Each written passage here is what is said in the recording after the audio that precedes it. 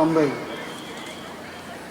खाने उपस्थित सकल सम्मानीय व्यक्तिवर्ग एवं संवाद प्रतिनिधिगण के सभी के जनाई 77तम स्वाधीनता दिवस एर अनेक अनेक शुभेच्छा एवं अभिनंदन। আমরা জানি আজ ভারতীয়দের জন্য অত্যন্ত বিশেষ একটি দিন। আমরা এখানে 77তম স্বাধীনতা দিবস উদযাপন করতে উপস্থিত হয়েছি। आज का यह दिवस एक ऐतिहासिक दिवस है। एक पुण्य पड़ाव, एक नई राह, एक नए संकल्प और एक नए सामर्थ्य के साथ कदम बढ़ाने का यह शुभ अवसर है। आज़ादी की जंग में गुलामी का पूरा कालखंड संघर्ष से बीता है। हिंदुस्तान का कोई कोना ऐसा नहीं था, कोई काल ऐसा नहीं था जब देशवासियों ने सैकड़ों सालों तक गुलामी के खिलाफ जंग ना किया हो, जीवन ना खपाया हो, यातनाएं ना झेली हो, आहुति ना दी हो।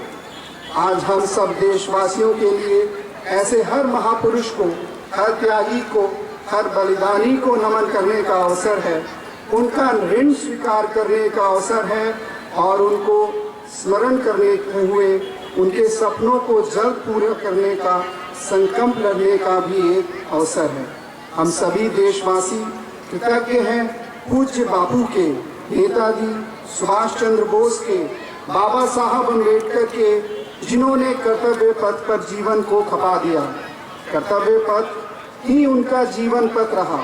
यह देश कृतज्ञ है मंगल पांडे, तात्या टोपे, भगत सिंह, सुखदेव, राजगुरु, चंद्रशेखर आजाद, अशफाक उल्लाह खां, राम प्रसाद बिस्मिल और उन जैसे अनगिनत ऐसे हमारे क्रांतिवीरों के जिन्होंने अंग्रेजों की हुकूमत की नींव हिला दी थी।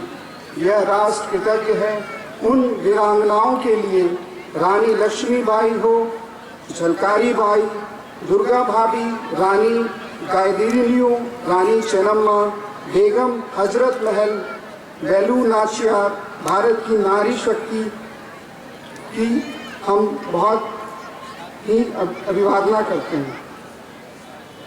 हम आज़ादी की जंग की चर्चा करते हुए हम उन जंगलों में जीने वाले हमारे आदिवासी समाज का भी गौरव करना हम नहीं भूल सकते हैं।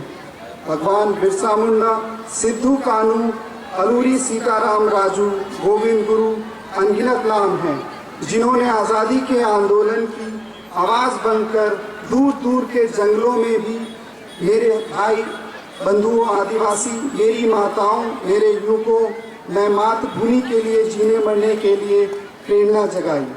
यह देश का सौभाग्य रहा है कि आज़ादी के जंग के कई रूप हैं और उसमें से एक रूप वो भी था जिसमें नारायण गुरु, स्वामी विवेकानंद, महर्षि अरविंदो, गुरु रविंद्रनाथ टैगोर और ऐसे अनेक महापुरुष हिंदुस्तान के हर कोने में, हर गांव में भारत की चेतना को जगाते रहे और भारत को चेतनमन बनाते रहे। अमृत महोत्सव के दौरान देश ने कई तरह के त्यौहार जैसे 75 सीमांत गांव वीरों के नाम और मेरी मिट्टी मेरा देश जैसे ऐसे कई राष्ट्रीय त्यौहार मनाए। स्मृति दिवस को संवारते हुए हिंदुस्तान के हर जिले में, हर कोने में देशवासियों ने आज़ादी के अमृत महोत्सव के लक्ष्यावृद्धि कार्यक्रम किए। शायद इतिहास में इतना विशाल, व्यापक, लंबा एक ही मकसद का उत्सव मनाया गया हो, वो शायद इतिहास में ऐसी पहली घटना हुई है।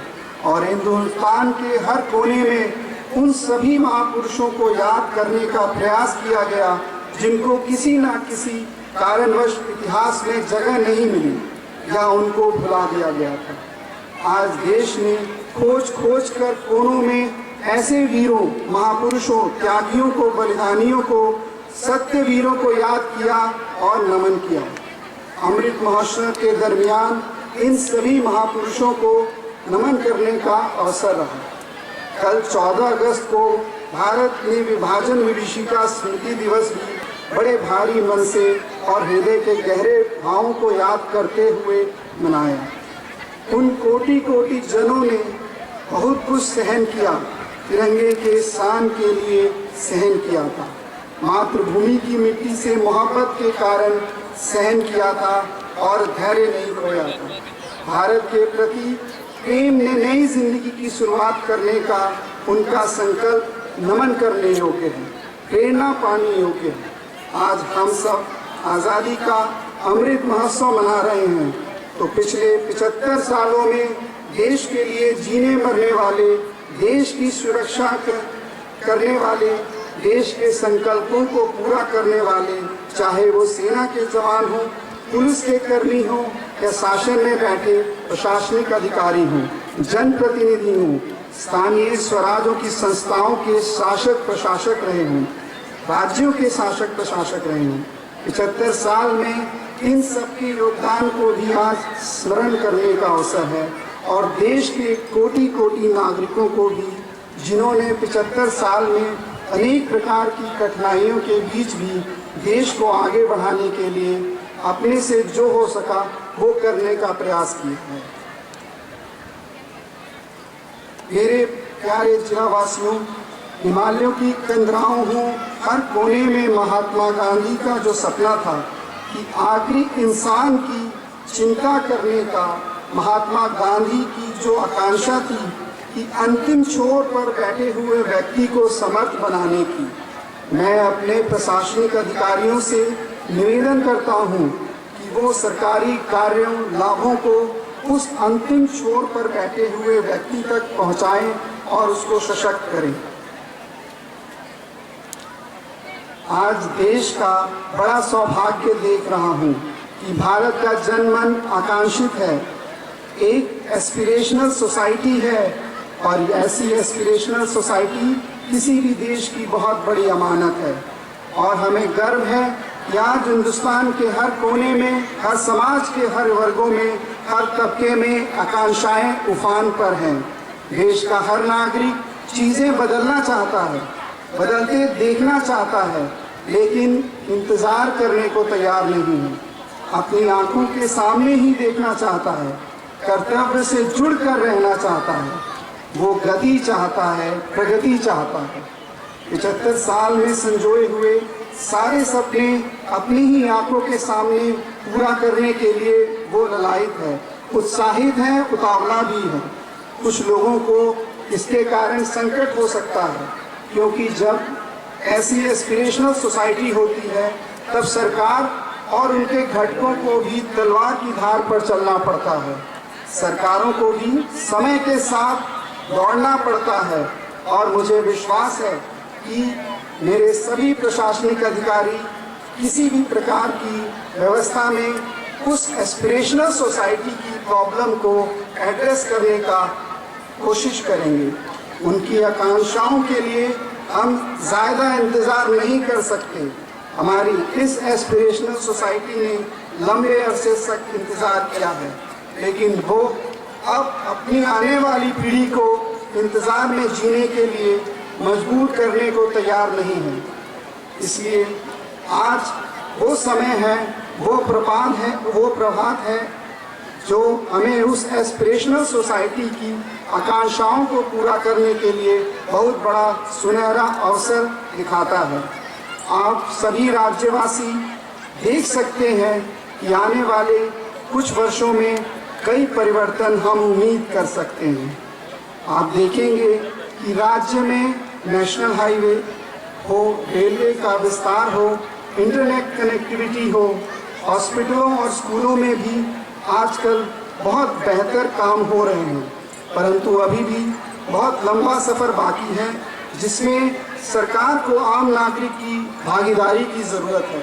और हम सबसे ज़्यादा निवेदन करते हैं हमारे जिले और राज्य के युवाओं को, जो हमें उम्मीद है कि आगे बढ़ के इस देश के और इस सरकार की विकास की धारा को आगे बढ़ाने का काम करेंगे। मैं आप सभी से निवेदन करता हूं कि आप लोग इस देश के सभी नागरिकों के साथ मिलकर और सरकार के साथ मिलकर काम करेंगे। मैं उम्मीद करता हूँ कि जो 5 प्रण आप लोगों ने मेरा मिट्टी मेरे देश के साथ लिए, उन प्रणों पर आप अपने जीवन को समर्पित करेंगे और देश की प्रगति में अपना योगदान करेंगे। हमारी मनसा वर्चा कर्मणा से देश को विकसित करने हेतु सदैव तत्पर और प्रयत्नशील रहेंगे। हम दास्ता एवं औपनिवेशिक मानसिकता के किसी भी प्रतीक को हम अपने आचार व्यवहार से दूर रखेंगे। हमें गर्व है अपने देश की अनमोल विरासत एवं सार्वभौम परंपरा, और हम निरंतर गौरवान्वित होकर इस मनोभाव को अंगीकार करेंगे। हम देश की एकता एवं अखंडता को अक्षुण्ण बनाए रखने हेतु सदैव अनवरत प्रयत्नशील होकर और देश को विघ्नकारी तत्वों से सुरक्षित रखने हेतु अहर्निश प्रयास करेंगे। हम एक जागरूक नागरिक की नाते अपने उत्तरदायित्व एवं कर्तव्य बोध के प्रति जागरूक होकर समाज एवं देश के विकास हेतु सदैव प्रयत्नशील रहेंगे। मैं अंतिम में गीता का एक श्लोक बोलूँगा जो कि कर्मण्येवाधिकारस्ते मा फलेषु कदाचन। आप सभी नागरिकों से मेरा निवेदन है कि वो जो भी काम करें वो देश को, गीता में बोला गया है कि अर्जुन तुम जो भी काम करो वो मुझे अर्जित करो, मतलब भगवान को अर्जित करो या ईश्वर को अर्जित करो। परंतु मैं आप सभी से रिक्वेस्ट करूंगा कि आप जो भी काम करें ईमानदारी से करें और उस काम को देश को अर्जित करें। देश की प्रगति में एक ईमानदार और कर्तव्यनिष्ठ नागरिक की तरह आप अपना ये योगदान करें।